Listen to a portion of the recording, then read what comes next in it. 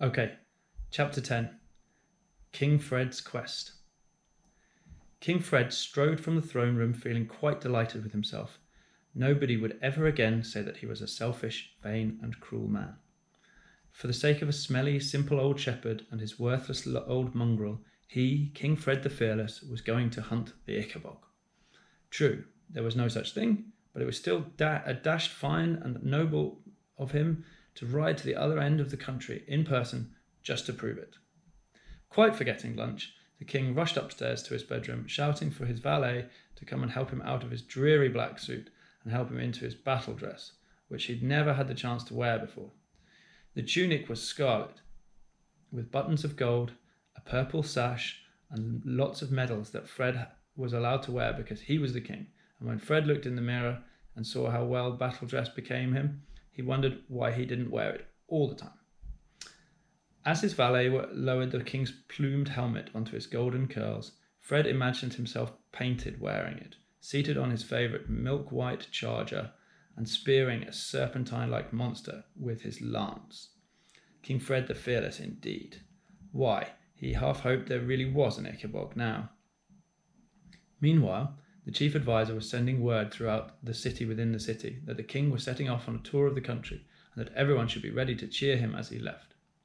Herringbone made no mention of the Ickabog because he wanted to prevent the king from looking foolish, if he could.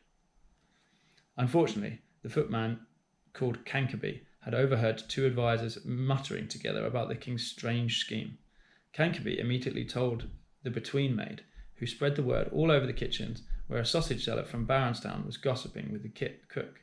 In short, by the time the king's party was ready to leave, word had spread all through the city within the city that the king was riding north to hunt the Ickabog, and news was beginning to leak out into wider Chewville. Is it a joke? The capital's inhabitants asked each other as they thronged out onto the pavements, ready to cheer the king. What does it mean? Some shrugged and laughed and said that the king was merely having fun. Others shook their heads and muttered that there must be more to it than that. No king would ride out, armed, to the north of the country without good reason.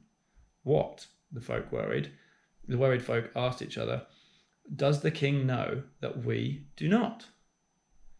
Lady Slander joined the other ladies of the court on the balcony to watch the soldiers assembling.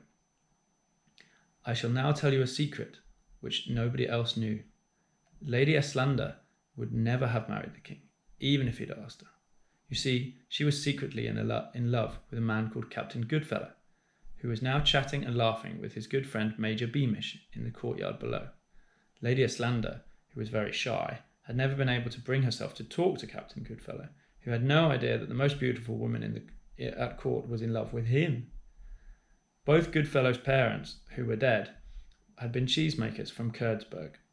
Though Goodfellow was both clever and brave, these were the days when no cheesemaker's son would expect to marry a high-born lady. Meanwhile, all the servants' children were being let out of school early to watch the battle party set off. Mrs. Beamish, the pastry chef, naturally rushed to collect Bert so that he'd have a good spot to watch his father passing by.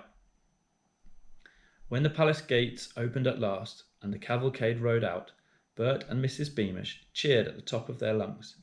Nobody had seen battle dress for a very long time. How exciting it was, and how fine. The sunlight played upon the golden buttons, their silver swords, and the gleaming trumpets of the buglers.